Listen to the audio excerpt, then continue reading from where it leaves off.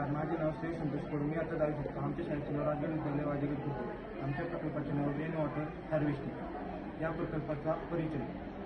भारतामध्ये दरवर्षी मोठ्या प्रमाणात पर्जन्यवृष्टी होते, परंतु यामध्ये बहुतांश पाणी वाहून जाते.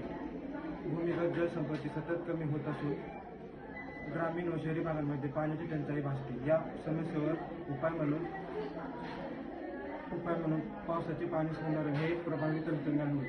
प्रकल्पाचा उद्देश आणि पूर्ण वापर करून जलसंपत्तीचे संरक्षण करणे तसेच विकसित भारत या ध्येयाला शाश्वत जलसंधारणाद्वारे हातभार लावणे. ग्रामीण भागात भरपूर पाऊस पडतो, पण ते पाण्याचा योग्य प्रकारे आपण वापर योग्य प्रकारे ते साठत नाही, ते वाहून नेले जाते. त्यामुळे उन्हाळ्यामध्ये दुष्काळ पडतो व आपल्या गावातील ग्रामस्थांना व महिलांना लांब लांब पाणी आणण्यासाठी जावं लागतं.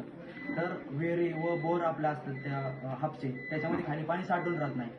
तर यासाठी आपल्याला काहीतरी उपक्रम करणार आहोत. त्या प्रकल्पाचे मी वर्णन सांगणार आहे की या प्रणालीमध्ये छतावर पडणारे पावसाचे पाणी पाईपद्वारे भूमिगत टाकीत किंवा रिचार्ज विहिरीत साठवले जाईल व ते पाणी शेती, स्वच्छता व आपले शेतीकाम, त्यानंतर भूजल पातळी वाढवण्यासाठी या सगळ्यांसाठी त्याचा उपयोग केला जाईल.